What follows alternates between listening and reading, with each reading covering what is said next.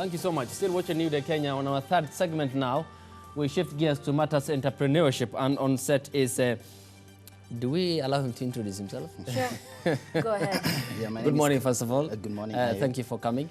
Thank you very much. We are hospitable. We are not that much bad. You guys are good. I mean, I'm having very nice tea here and, and some snacks. Our cups have labels. So yeah, really good. Worry not. Feel at home. Thank you very much. And thank you guys for inviting me as well. Okay. My name is Calvin Jodisi. I'm the CEO and President of Africa Summit on Entrepreneurship and Innovation, which is called Ascenti. And we talk entrepreneurship, we run entrepreneurship across Africa. Yeah. Okay, what is Ascenti Africa all about? How did you come to the formation of such an initiative, or with who did you form such an initiative, and what's your goal going forward? So actually, what inspired me to start this conversation across Africa is because I used to attend a lot of international conferences abroad, and most of these obviously were organized by other guys in Europe or in America. Really, really nice conferences. I'm sure you've seen a lot of initiative that many countries come up with. And so, yeah, so when I used to attend these conferences, I used to meet so many people from across Africa, which we actually developed that kind of collaboration because most of them were young people. So I saw that, okay, then us always going to America or going to Europe, why don't we actually have a conversation across Africa, because Africa is the next frontier. And so myself and a lady from South Africa and a guy from Uganda and also one guy from Ghana. So we started this, the Ascenti. And basically the main aim was how can we have conversations in Africa, and also how can we have the African youth actually having conversation in Africa on entrepreneurship, because if we start having conversation right now is when we can be able to project the future. So that's the reason why actually we started this. Okay, and entrepreneurship in Kenya is slowly taking shape. Yeah. Young people are starting businesses, so we are on the right track, but what is your view? I mean, obviously, for any country to develop, I mean, entrepreneurship is key. Like, I mean, that is the way forward. And before I even comment on Kenya, if we look at what has been going on, even the Silicon Valley and everybody, and right now, even if you look at India, everybody's having their own mini Silicon Valley. If you go to Dubai, everybody's having that mini Silicon, which means every government in every country is encouraging more people to be entrepreneurial so that they can be able to grow the economy. Because the only way you can be able to grow the economy is to be able to have so many people actually creating employment, because that's one of the things that government has not been able to achieve, because that's not a core business of government to create employment. So for me, I think entrepreneurship is key, and I feel Kenya is on the right track of especially when it comes to entrepreneurship, because there's a lot of privileges, there's a lot of interest coming in, even from foreign investors and all that. So I think Kenya is on the right track. Okay, looking at the bigger picture of Africa, being the market hub, which continues to precipitate a kind of scramble and partition for the continent in the 21st century. Yeah. But we'll pin down the discussion to Kenya, but why the African continent? What did you target? The demography and the growing number of young people which continues to rise across the continent, and probably predictably in the next, by 2050, that the entire continent will be taken over by young people because of the population growth. So actually our main focus was more young people, but again, it's not only young people, because our focus is more on university students, startups, and SMEs as well. But again, I mean, the future is young people in Africa, because the population of Africa, the youth is growing rapidly. So you'll find that in the next 10, let's even give it 10 years, leave alone going 2050 or something like that. For the next 10 years, we'll have actually a very huge population of young people. But we want these young people not to go to, for example, what you've been hearing going on in people crossing to France or crossing to Europe, and you see all these things happening. But we want young people in our country to find the sense of like, okay, I am in Kenya, how can I make it in Kenya? And so that's the reason why we actually started this conversation, is that there's a sense of me not really thinking that I only need to make it in Europe. Because if you look at the kind of it's called the dynamic shift that we're seeing right now, you find most of the Europe companies actually coming here. And if you've seen even the trends of Kenyan startups right now in the ecosystem, you'll find that most of the companies that are funded right now some of them have founders from Europe, and we're talking about things like Fuzu. Fuzu is a platform that offer employment to young people. We're talking about even the Stawi Foods. We're talking about different companies, and most of this actually are our co-founders are from Europe and all that. So which means they've seen that the really, really small market outside there, but Africa is full of opportunity. So before, for example, we blame the Chinese, I know you guys are talking about the Chinese previously, before we start blaming the Chinese, the question would be like, how do we position ourselves as young people in Africa to be able to get these opportunities? Yeah. And for every young person, starting a business involves money. Yeah. Many young people say they have ideas, but if you need money to make more money, what do you teach at Asante Africa? Yeah, so for us, actually, that's not our perception. Actually, you don't need money to start business. That's number one key. What you need to start business is you need, so number one, you need to understand your idea very well. So today, if I want to run a TV station, I have to really understand how a TV station works, how I'm going to make my money. So if I understand how to run a TV station pretty well, then I can actually convince someone and say, look, guys, there's this number of, there's this need for this TV station. This is the gap that we're having. This is what we're going to find a solution. And actually, that person will easily say, Calvin, I'm going to invest in that, that TV station. So the key thing is not about money first, but the key thing is, if you decide today to even start even selling Mutumba clothes, do you understand how Mutumba clothes are being sold? Can you go there and shout, 10 shillings, 20 shillings the whole day without feeling like, oh my God, what am I doing? Without any customer coming. So are you able to endure that kind of journey? So that's the understanding.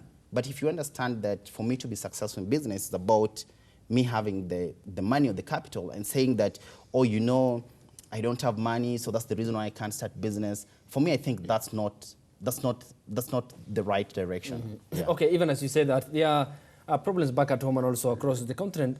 we can't rule them out because it's a common problem shared by many African countries. Now that you have centralized all your energy and focus on the African continent, because you don't want the dynamic shift which currently is happening across the world, or in other words, to export the idea and the energy from the continent to other parts of the world. But given, and having said that, and given what's happening in our country, there is an upsurge in unemployment, and there is the necessity for young people to venture into entrepreneurship. As an Asante Africa, how do you tap in young people and give them the word of advice going forward that indeed if you can channel all your energy here, then there is a success in the end, not necessarily wanting a job from a government, but you can self-drive yourself and be empowered if you start your own initiative, which is being an entrepreneur. Yeah, so number one, actually for example, Asante Africa is not only a conference. So it's not only that we do conference every year, like this year our conference is going to be in November, but we actually also offer advice and also mentorship as well on that pipeline. And our key mentorship is, as what I've said, is that we want to look at what's your interest, Yes, you want to start a business. Why do you want to start a business? Sometimes I always say it's just good, go get a job. And again, you see, if we talk about youth employment, which I know it's really, really keen in our country. But we really need to analyze youth unemployment, because sometimes we talk a lot like, oh, there's 50% of young people are not employed, but you just wonder why are they in economics we learned that, people are employed because of different reasons. They're actually just people who just choose to be not employed. They actually have the papers and all that, but they come here and it's like, okay, so you guys want to offer me this amount, I'm actually not going to get that job. But they're actually going to go home, get their parents to, they become dependent of their parents. So the parents will help them do A, B, C, D. So we need to analyze that. But again, for me, I think as a young people, if you can't find a job, then the best thing is to sit down, analyze yourself, and be able to see, where do I start? What is my passion?